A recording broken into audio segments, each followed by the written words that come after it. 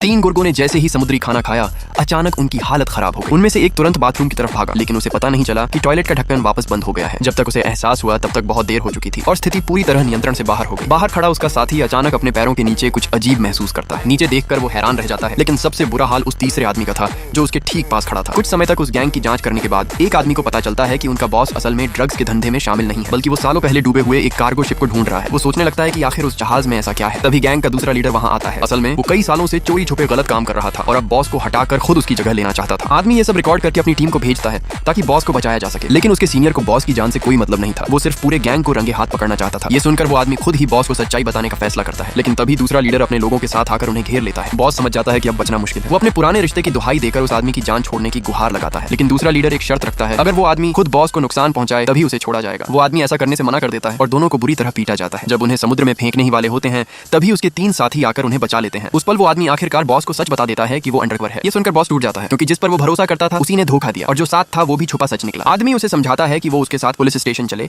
ताकि सच साबित हो सके, लेकिन बॉस मना कर देता है। उसे पुलिस पर भरोसा नहीं था। काफी समझाने के बाद वो मान जाता है और दोनों मिलकर दूसरे लीडर का सामना करने का फैसला करते हैं। दर्जनों दुश्मनों के सामने भी वो नहीं घबराते। बॉस पहले एक ताकतवर फाइटर रह चुका था। एक जबरदस्त लड़ाई के बाद वो सभी गुर्गों को हरा देते हैं और बॉस खुद उस दूसरे लीडर को खत्म कर देता है। तभी पुलिस वहां पहुंचती है और पूरे गैंग को गिरफ्तार कर लेती है। जहाज से भारी मात्रा में ड्रग्स भी बरामद होती है। दूसरे लीडर को जेल भेज दिया जाता है। अंत में वो आदमी जो पहले डरपोक था एक बहादुर पुलिस ऑफिसर बन जाता है और बॉस अपराध की दुनिया छोड़कर एक नया जीवन शुरू करता है। वो समुद्र से पुरानी चीजें निकालने का काम शुरू करता है, शादी करता है और अपने परिवार के साथ खुशहाल जिंदगी जीने लगता है। यही इस कहानी का अंत है। अगर आपको ऐसी स्टोरीज पसंद है तो कमेंट करके जरूर बताना।